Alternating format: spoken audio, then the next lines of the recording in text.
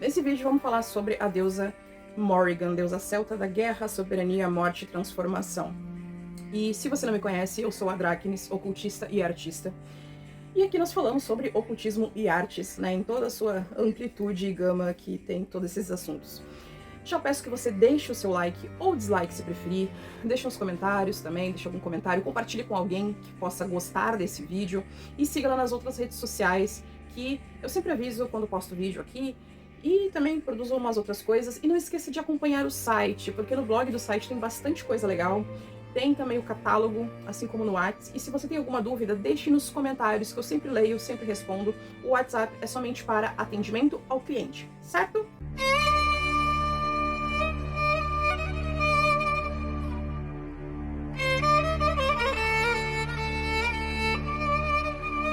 Morrigan é a deusa celta da guerra, soberania, morte e transformação, e é ligada às energias sombrias, liminares e selvagens. Não existe uma deusa do amor no panteão celta, e as divindades elas simbolizam as forças da natureza e a eterna roda da vida, morte e renascimento, início, fim e recomeço.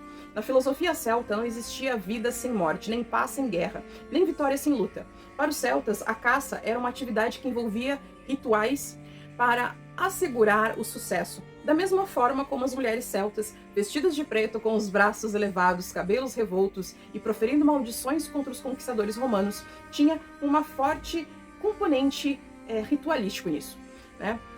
As sacerdotisas que atuavam nos campos de batalha usavam encantamentos para atrair poderes sobrenaturais e direcioná-los contra os inimigos, fortalecendo seus companheiros para não recuar perante os inimigos. Elas não agiam fisicamente na batalha, a sua atuação era mais psicológica ou sobrenatural. A sua aparência dramática bastava para amedrontar os adversários. Seus ruivos e cabelos, né, e maldições os faziam abandonar a batalha, e a metamorfose em aves de rapina, criando pânico, que era um meio de induzir ao terror. Os historiadores romanos descreveram as mulheres celtas como bruxas ferozes e ameaçadoras, altas, robustas, com pele alva, olhos azuis cintilantes e cabelos longos, ruivos ou loiros, sacudindo os punhos com raiva e gritando maldições. Incrível como uma mulher forte pode amedrontar esses covardes, né? Enfim, em outras situações, as mulheres ficavam com seus filhos na retaguarda e incentivavam seus homens com gritos e orações para que lutassem melhor e não desistissem. O princípio celta da sabedoria da terra, sempre representada por uma deusa-mãe com as características protetoras e defensoras. A vida e a sobrevivência dependiam da terra, e por isso ela devia ser preservada e protegida, pois desrespeitar a terra e a soberania de um povo significava ofender e ameaçar a própria natureza, criadora da vida. Para a soberania, o verdadeiro poder de quem governava e conduzia os destinos de um povo pertencia a um arquétipo feminino, a própria deusa da terra, com a qual o rei ou governante devia se casar simbolicamente ou ritualisticamente para garantir a prosperidade e a paz. Nos mitos aparece de forma metafórica o alerta sobre as consequências da opressão, violência e exploração da natureza e da mulher, com os inerentes desequilíbrios, falta de prosperidade e convívio pacífico.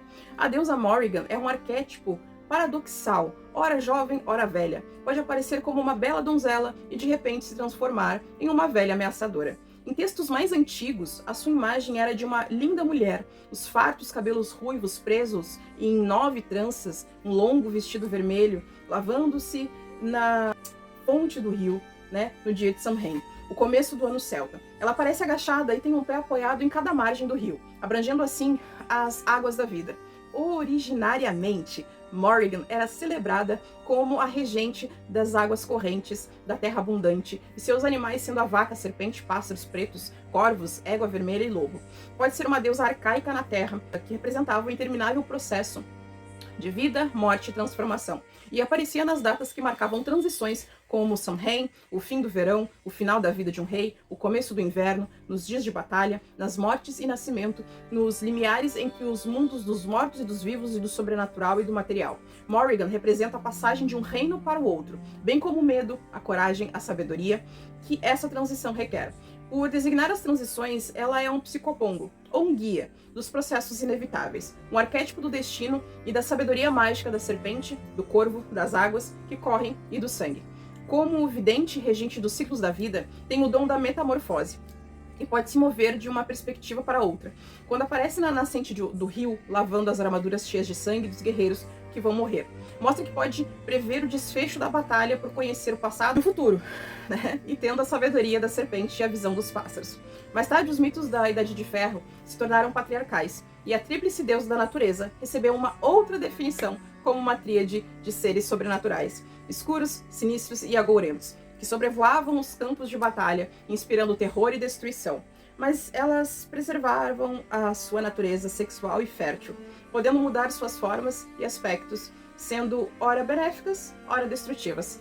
Como guerreira, Morrigan protegia os guerreiros nas batalhas e os conduzia para a vitória, mas sem saber exatamente, né, de antemão, qual era o exército ou o chefe que ela iria favorecer. Ela também se manifestava como a lavadeira do vazante, um ser fantasmagórico que aparecia lavando as roupas manchadas de sangue daqueles que eram destinados a morrer.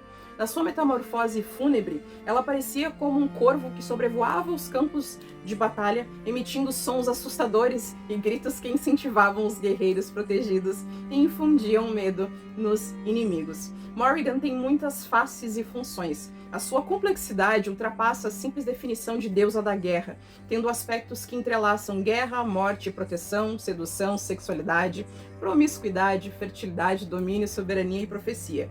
Ao mesmo tempo que era uma protetora contra o caos, ela também o induzia, alternando a destruição pela guerra com a sexualidade e a fertilidade decorrente. O que se sabe sobre Morrigan é oriundo dos textos escritos por monges irlandeses entre os séculos 8 e 12. A tradução do seu nome difere em função da fonte. Então, Regan significa rainha, enquanto Mor é equivalente a grande, resultando na sua definição. Geralmente aceita como a grande rainha, mas Mor corresponde ao mar, indicando sua conexão com a água, enquanto Maer é uma fantasma feminina aludindo à sua ligação com as Banshees, ou ancestrais fantasmagóricas. Mor também é associado ao termo indo-europeu, equivalente à morte, indicando a sua condição de deusa da morte e condutora dos espíritos para o outro mundo. Nas suas manifestações como Banshee, elas eram as mulheres das colinas, né, aparições ancestrais e protetoras dos membros de uma família durante várias gerações. Os seus choros e lamentos, conhecidos como Kinen, alertavam e avisavam sobre mortes e desgraças próximas dos familiares, além da sua atuação como destruidora. Morrigan era como as valquírias, aquela que selecionava os guerreiros que iriam morrer, podendo avisar e profetizar os perigos e ataques inimigos. Morrigan é uma deusa da morte e das transições. Ela atua no processo de mudança. Apesar de suas faces parecerem sinistras, são esses aspectos escuros que ensinam a transformação interior, destroem ilusões e medos, removem o que é ultrapassado e desnecessário. A deusa da morte é, na realidade, o disfarce da deusa da vida. Acreditava-se que Morrigan visitava os campos de batalha durante a noite e reanimava os cadáveres de certos guerreiros, que seria uma metáfora para o seu renascimento no outro mundo. Tem até uma cena, né, exatamente disso na série Vikings. Nos mitos celtas, a morte é vista como uma mudança, uma das fases do eterno ciclo de crescimento, amadurecimento e transformação. Sem mudanças, a vida fica estagnada. Sem a morte, não tem renascimento, nem uma nova vida.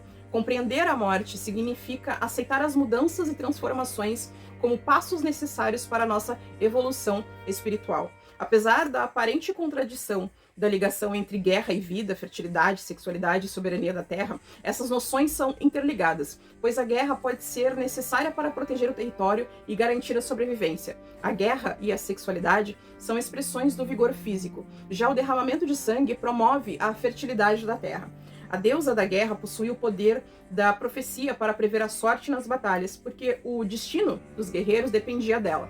Os mitos de Morrigan são repletos de símbolos que a ligam à terra e à fertilidade. A sua natureza intensamente sexual é um indício de abundância, enquanto a associação com o gado e cavalos indicam meios de sobrevivência e prosperidade. Morrigan simboliza o poder sagrado da deusa, que consagrava os reis mortais para governar terras e seus povos. Para os celtas, a verdadeira realeza exigia que o rei fosse ligado ritualisticamente à terra, através do sexo, com a sacerdotisa da deusa. Essa união não era permanente e nem herdada, então cada rei, antes de ser coroado, deveria merecer a aprovação divina. A natureza intensamente sexual de Morrigan foi realçada nas adaptações cristãs como um aspecto negativo e pernicioso, esquecendo que uma deusa soberana tinha o direito de escolher seus parceiros sexuais e torná-los merecedores da sua proteção. Atualmente, Morrigan não consagra mais os governantes, mas ela pode nos ensinar como afirmar a soberania, usando o poder para superar os obstáculos e tornar a nossa vida e a dos demais seres plena de prosperidade, paz e vitória. Como a deusa que muda sua forma, Morrigan transita entre os reinos, não apenas animal e humano, mas também sua eventual transformação em rio e pedra, e sua aparição assinala um tempo de mudança. O desafio de remodelar a nossa vida, aprofundar a conexão com os reinos da natureza e fortalecer a nossa integração com todos os seres, reinos e entidades espirituais.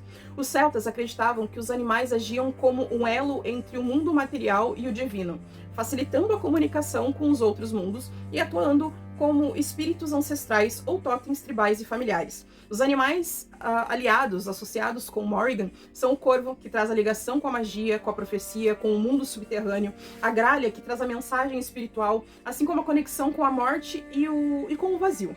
O gado, principalmente touros, que traz a virilidade e força física, as vacas brancas com orelhas vermelhas, indicando sua origem do outro mundo, que seria a fertilidade, a abundância, a prosperidade. O lobo como guardião do mundo subterrâneo, proteção e orientação, e o cavalo como sendo o mensageiro entre os mundos, assim como trazendo riqueza e um símbolo solar. Já a enguia, que seria uma conexão com a água, com as emoções escuras, a descoberta de verdades ocultas e das ilusões. Morrigan gosta de carne crua e de sangue, vinho tinto ou cerveja escura, penas pretas, por exemplo, de corvos ou gralhas, pedras pretas ou vermelhas, espadas, punhais ou objetos de ferro, água de rio, pântano ou chuva, alho, cebola, grãos escuros e raízes, crânios ou ossos, reais ou simbólicos. Algumas práticas também são aceitas como oferenda, como poemas, cânticos e gritos de guerra, trabalho com sombras ou meditações de enfrentamento, caminhadas em cemitérios, ruínas ou florestas, né? Assim como honrar as mulheres guerreiras. E este foi mais um vídeo falando sobre as deusas negras. Muito obrigada por ficar até aqui. Até a próxima. Tchau!